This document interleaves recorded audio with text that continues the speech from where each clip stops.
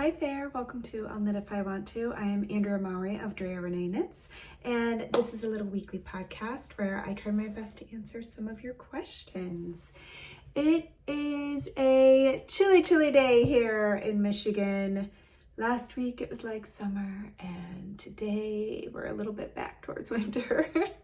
So it's a little chilly here, so a little snuggled up, wearing my Harlo hat again because today, I'm recording this on Thursday. You're gonna watch it on Friday, hopefully.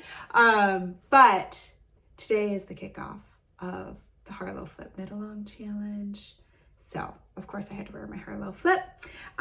Even if you are watching this over the weekend, I believe that someone could bust this hat out in a day or two if they really set their mind to it. So it's not too late to join. The Knit Along runs from today, which is your yesterday probably, Thursday through Monday at noon Eastern Standard Time, and we are knitting this totally reversible 2-color brioche hat. So I am so excited, especially because this is such a throwback to the very first Knit Along challenge that I ever did, which was 8 years ago. I can't believe it. How is time going by so quickly? So anyways, that is what I'm wearing today. This one is knit up in the Farmer's Daughter Fibers Pishkin and Spinsicle Yarns Dream State. And this one is all Dream State in 2 different colorways, Deep Bump and Ghost Ranch. And I wanted to just show the crown shaping in the knit along. Some people were asking about like, ooh, which side, like what does the crown shaping look on each side, just in case they wanted to pick a certain side as their right side or their dominant side. I personally believe that the crown shaping doesn't look super different from side to side, which is one of the things I love about it. My first version of Harlo, I personally had like a favorite side. It's of course reversible as well. You can wear either side out. But I just noticed that I had a side that I was like, oh, I kind of like this side better. So I like that this hat, it is a lot less distinct between the 2 sides. You're gonna have these nice lines running through no matter which side you wear forward. So this is the main color dominant side. That is what the crown, come on, you focus. There it is. That is what the crown shaping looks like. If you are looking at the pattern and you're picking your main color, that's what the crown shaping is gonna look like for your main color. Again, main color and contrast color, they are only so you know which yarn to use where. That's all it denotes in this pattern. It's not like right side, wrong side dependent. And then here is the other side's crown shaping. So this would be your contrast side dominant. There you go. Now you know when you pick your colors if you have a preference, but I think that they either way looks really good facing out. So this one I'm technically wearing, this is the contrast side facing out. I can show you this one too. Just my hair's a little crazy with the humidity, but that's okay. And here is the other side of that one.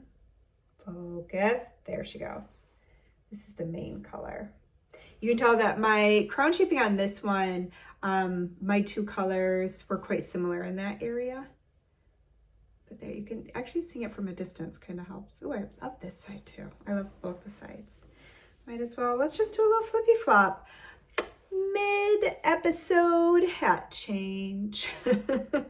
Okay. Let's get chatting about some things. So let's get the knit along stuff out of the way first. If you want to join, you can find all the information at the bottom here. It is hosted in my Ravelry group. The link to that forum's below. You can also join in on Instagram with the hashtag Harlo Flip, KAL for knit along, challenge, all one word.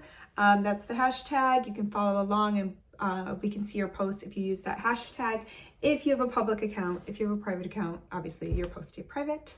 But there's some ways to join in. We have some great prizes from the Farmer's Daughter Fibers and Spinsicle Yarns, and it's just really fun. I always like to point out too that the challenge aspect of the knit along is just for fun. If you do not find it fun to be challenged to finish a hat in a weekend, just knit at the pace that brings you joy.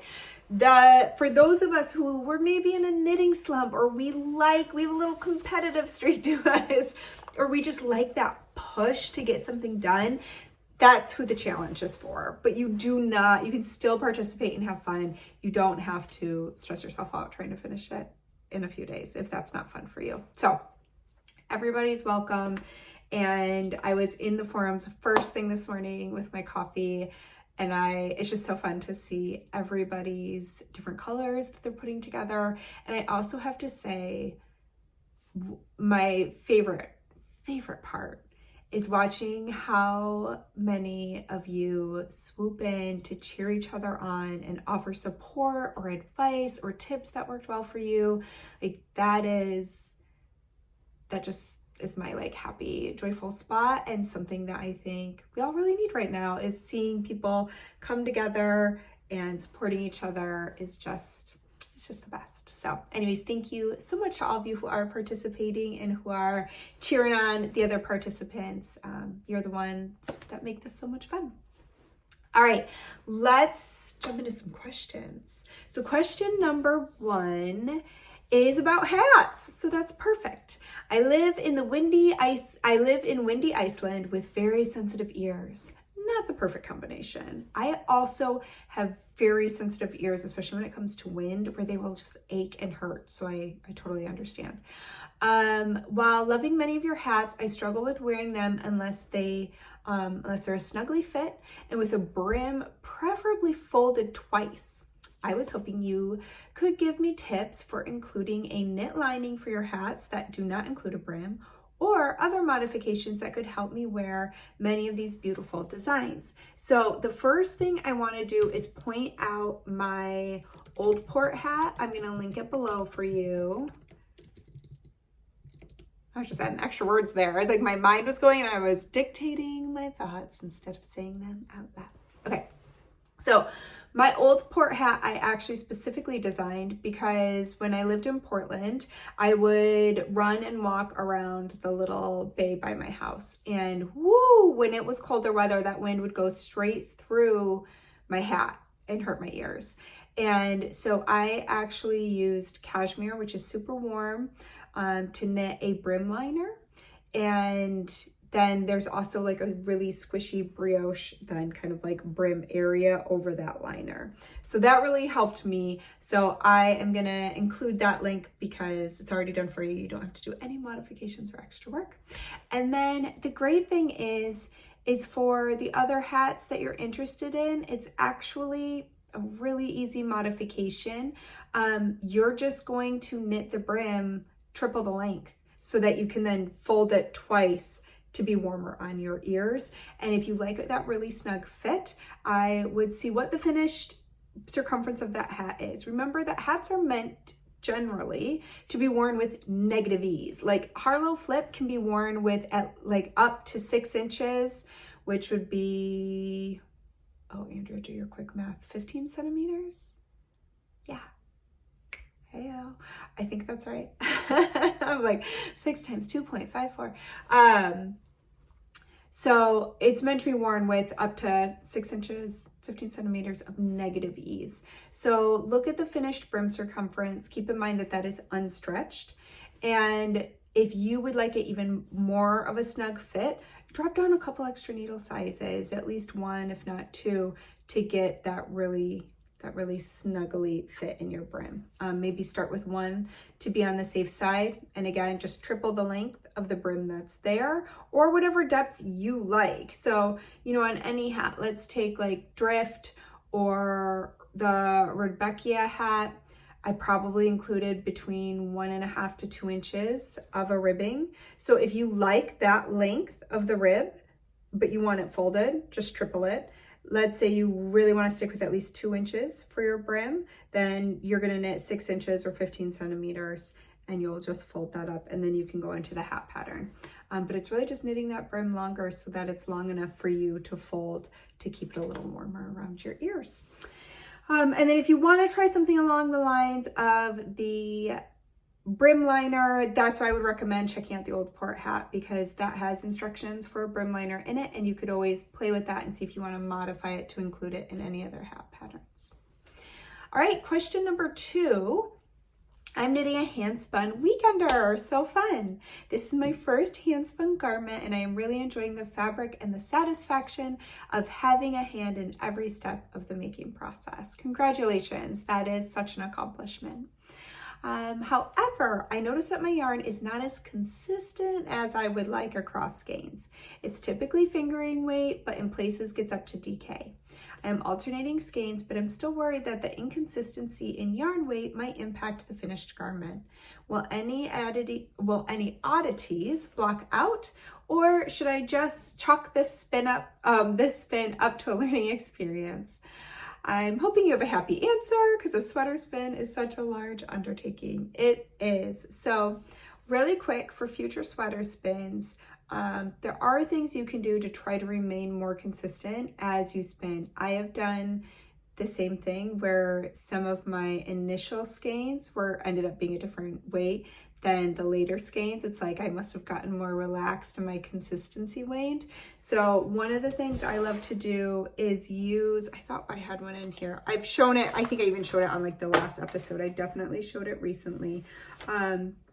We use a wraps per inch tool, and I just every so often try to be in the habit of checking that my thickness of my singles is remaining consistent, that I'm not all of a sudden adding or not putting in enough fiber as I'm drafting. So that can be helpful to maintain your consistency. There's whole conversations about this on the internet that you can look up using a control card, things like that. But that little reps per inch tool has been my favorite for just intuitively, with a little help check-in, staying consistent with my spinning without being too finicky. So that is what I love to do. But now let's talk about your project. I think that if it is more, from the way that I read your question, it sounds like from skein to skein is your inconsistency, not necessarily within a skein. So, another tip for later on, and you may have done this, but what a lot of spinners will do is they will actually rewind their singles onto little weaving bobbins and then mix them all up before plying. And that way, let's say you did get thicker on one of your bigger bobbins and thinner on another one. Well, if you put those all on little weaving bobbins and you're mixing them all together, it's going to be more random so that you don't end up with one whole thicker skein and one whole thinner skein, because it's going to be all mixed together a bit more. So it's just another kind of helpful tip. But as far as knitting, if it is more from skein to skein, I think that alternating your skeins like you are is a great idea to try to end up with the most consistent fabric that you can. I will say in general, a lot of times our hand spun is going to be a more textured knit than something made with commercial yarn, because our bodies are not a mill. We have inconsistencies and imperfections, and that's really what can make hand spun so beautiful and unique, is that you can see that different energy that we put in as we go. So I don't think, if you are alternating skeins, I don't think it's overly going to affect your finished garment and have it not be wearable on your body. One thing I also like to point out, and I talk about this a lot with anything you're knitting, regardless of your yarn choice, is a lot of times when we are knitting it, we get very, very focused. We have it kind of really close to our face as we're working, and we get really focused and we start to overthink maybe the color or our tension or the thick and thin inconsistencies in these things. We really kind of hyper focus in on it. When it's done and we're wearing it, we don't hyper focus the same way. So I always recommend kind of sticking it up maybe on a wall, on a hanger, and looking at it from a distance. I actually also really, really love to take a photo, because sometimes a photo tells us the truth more than our naked eye, because it looks how, again, it's that point of separation. So it's kind of like, oh, when you look at a photo of you wearing it down the road, you're just gonna look at it as its whole glorious piece, instead of, oh, this little spot here and this little spot here. So giving yourself some distance can kind of help us evaluate it a bit better, without kind of overthinking it.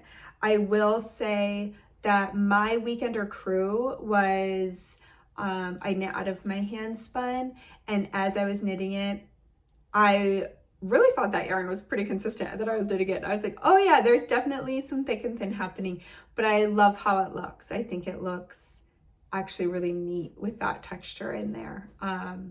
So yeah, I think in the future, there's things you can do to try your best to stay consistent over the whole span of a sweater's quantity, which is a lot of yarn. But I also wouldn't judge this sweater yet until you're totally finished with it. Blocking is going to let that yarn bloom, which is definitely going to have a really beautiful impact on the sweater. But let's say you kept the heavier bits of your yarn for the sleeves and you did the whole body and the finer bits of yarn. If the differences were kind of skein by skein, that might not be as comfortable because you might be able to feel the thicknesses, or the sleeves might look more oversized than they should have because that yarn is thicker than what you used for the body. So, and also how much yarn do you have? Because you do have the option, depending on how much yarn you spun up, to, if you all of a sudden get to a really thick bit, I've even done this with commercial yarns that I've been using, and all of a sudden I'll come to where the machine must have had a little bit of a malfunction and I get a big bloop. I break that out and then I reattach my yarn and keep going. So that's an option too, is if you have enough yarn, you don't have to use every little inch of it. You know, you can remove some, but that depends how much yarn you have. So, but I hope you feel very proud of yourself because it's a huge accomplishment to spin your own yarn and make your own sweater from it. And it's really special. So I hope you enjoy it. Okay, question number 3. I was wondering how you weave in the ends when doing a 2-color tubular cast on. I've never done this cast on before, but have been watching your tutorials to get ready to cast on the Harlo flip for your challenge coming up, and it got me thinking. I've learned from your videos that this cast on has the first 2 rows done flat, that's correct, before joining in the round, and it made me curious how you weave in the ends to keep it looking nice, as well as preventing any gaps. With this being a reversible hat, what's the best method? I'm assuming since you work 2 rows before joining that there must be a gap, right? I've always been nervous to try this cast on, but I'm excited to attempt it for your challenge. So yes, with a tubular cast on, what we do is we cast on and then we work 2 setup rows flat, right side, wrong side, and then we join in the round. Is typically how it works. So I'm going to show you my cast on edge. I actually could not even find where I joined and woven my ends. So, and I'm going to tell you right now, I am not finicky or precious about it. I just fiddle. I think I've actually shown this on here because I was like, man, I wish I could demonstrate this. And then I was like, wait a minute, I have this. This was a dud. This was the first attempt at Harlo flip that I had to change things about it. But I had it sitting here and I was like, wait a minute, it looks like I've done that. So I think I've done this on an episode before, but we're gonna do it again. Just because I want you to see, like, here's the little gap. It is very minimal.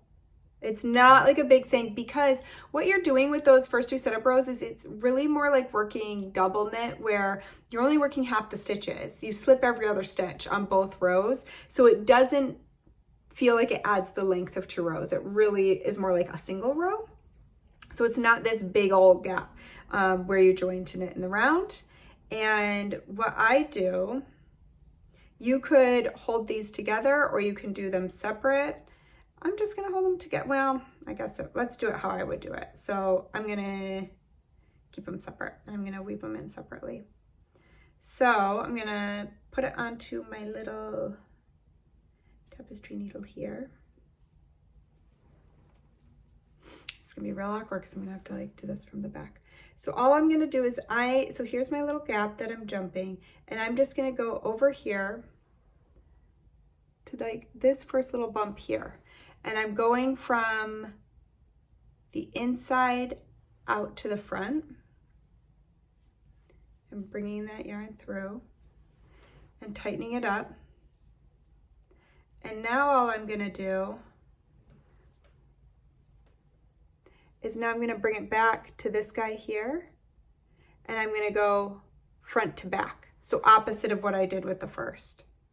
At first I went back to front, and now I'm doing front to back, And I'm just grabbing this little topmost part and pulling it through. And I'm just gonna tighten it up, just like that. Now, the cool thing about brioche is that it's actually, I always say we get rewarded with the easiest ends to weave in with brioche. So we do, it's a trickier stitch to learn, but then it's really easy to weave in ends. So what we're gonna do is we've got these little, I call them fish bones, these little guys. Doot, doot, doot, doot. Technically, those are little yarn overs.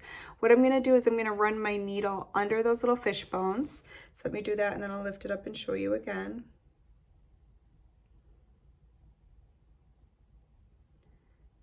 Da, da, da, da, da, da, da, da. And I'm just gonna run it all the way through like that. Oh. See? And now I'm just gonna pull it. And it hides it right in there. And what I'm doing is you can barely tell the difference between these colors, but this is like a very, very pale blue, almost white. And I'm running it under its matching fish bones that are the same color. And now I would just tug that and snip it, and I would be done with that one. And then I have my other one to do. And so it's all I'm doing. I really don't overthink it. I feel like once it's done, you're never gonna think about it again. So now I'm looking at my yellow, and I wanna do kind of the same thing that I did with the blue, where I'm gonna go from one side, and then I'm gonna turn it, and I'm gonna go back to the other.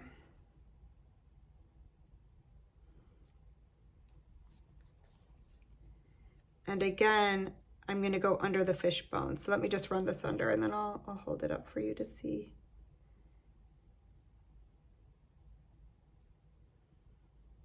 This is always my favorite part of like teaching brioche, when I'm in a class and all the students have gotten through and they've learned the brioche, and then they get to see, oh, but it's so easy to weave in the ends. So there we go, I'm ready to pull that through. Oop. There, now if I hold up the edge, it all just kind of blends together. So there you go, that's what I do. It's nothing super special. I basically go in and out, you know, over to the one side and pull it, and you can, yeah, there's a little tiny gap, you just kind of stitch it closed and try not to overthink it. So I hope that helps. All right, question number 4. I'm planning to make a Stria cardigan because I really want something cozy and squishy on my needles, and just so happen to have the perfect amount of dyed in the wool to show off in the stripes. However, just the idea of going back to pick up all those stitches for button band makes me forget how to count. In addition, I worry that my ribbed button bands won't be sturdy.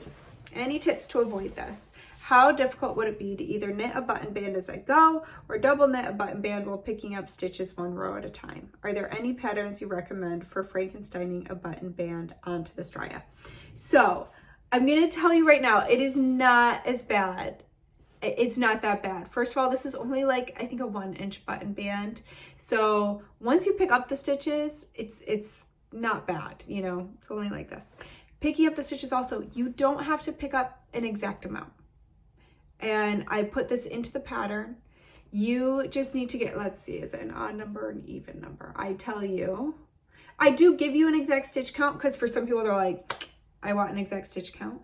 But you just have to get an odd number of stitches. So that's what's important. Don't overthink it. I give you my favorite ratio for picking up a button band is every 5 out of 7 stitches. So when you open up, when you look at the fabric and you kind of open it up, you'll see those little bars and you pick up in the gaps between the bars. So I count 1, 2, skip 3, 1, 2, 3, skip 4, 1, 2, skip 3, 1, 2, 3, skip 4. And that's 5 out of every 7. And that tends to work out really well. If you do that, you're going to be pretty solid. And until you get to the back neck, and that is where you'll pick up 1 stitch for every one from the cast on edge. And another thing you can do to make it less daunting is place locking stitch markers. And if you know, let's say you have to pick up a total of 300, I'm just gonna throw out a number. Let's say you have to pick up 300 stitches for your button band. Well, break that into groups of 20 or groups of 10 and block off along the way what the length of that section should be. And that way you're only ever counting up to 10 or 20, and then you start over and you won't have to recount. You know you're golden at the end. But this does have to be an odd number of stitches, so let's say 301. A lot of times what I'll do is I'll pick up all my stitches and then I count them. So I don't even count as I'm going. I pick up all my stitches and I'm using that ratio I just shared, except for the 1-to-1 along the neck, the cast on edge. And then at the end I count. And if I have an odd number of stitches, I'm good to go. So you can make it a little bit easier on yourself. I love a double knit button band, but I'm going to tell you it's twice as much work because it's double knit. So you're actually going to knit more rows, not necessarily more stitches, because you are slipping every other stitch, but you still have to pick up all your stitches first. That's the way those button bands work, is you pick up all the stitches and then you work it back and forth again and again and again. As far as, what was the other one you were wondering if you could do? Would it be, oh, the reason I would not, so if you're worrying about your button band being sturdy, that is why I knit the button band on afterwards, because I want to do it at a tighter gauge, because knitting at a tighter gauge is going to give it a little more oomph so that it is a good strong button band. So you want to go down, you're using a different needle size than you would maybe be using for the body, although for this one you actually don't, because it is the half fisherman's rib. But yeah, this is also, isn't it worked from the top down? It's been a while since I knit this one. Yeah, this is worked from the top down. So, I mean, if you want to get fancy with your modifying, you could try it, but I wouldn't be able to guide you on that. So if I were you, I would just pick up the stitches. But I promise it's not too bad. All right, let's see. Last question. My question is, what exactly is grading? You occasionally say that you spent a day grading a sweater. I can deduce what it might be, and of course I can look it up and find out, but I'd rather hear your explanation and what that means for you when designing a pattern. So grading is basically, sorry, so loud. It is creating multiple sizes for a pattern. So for a sweater, a lot of times it'll be like 10 sizes. So I start with 1 and then I grade on down and up from there for all the other sizes. Sometimes there's a hat, I'm gonna do 5 sizes maybe. So yeah, that's what grading is it's doing all the math to create different sizes. And especially in something like a sweater, not every area of the body is graded evenly with how much bigger or smaller it needs to be. So you grade it. So yeah, that's what it is. It's doing math to write the pattern in multiple sizes, I guess is how I would say that. All right, I am gonna wrap this up here. You might be able to hear I have a little bit of a sore throat. I went to Knit City, Montreal this past weekend. It was so much fun. Highly, highly recommend if you've not gone to Knit City, Montreal. Beautiful city. Really loved checking it out, and such a great knitting event. It was really, really fun. I almost didn't make it. I had 3 flight delays and 2 flight cancellations, but I got there a day late, but I got there. But at the end, I got a little sick. So fingers crossed that this kind of goes quickly. But anyways, I'm gonna end this here because I can just like feel it in my throat a little bit. I'm just gonna snuggle up and get some work done, but I hope that you have the most wonderful weekend. I'm crossing my fingers that you're joining us for the Knit Along Challenge, and I hope to see you back here next week. Bye.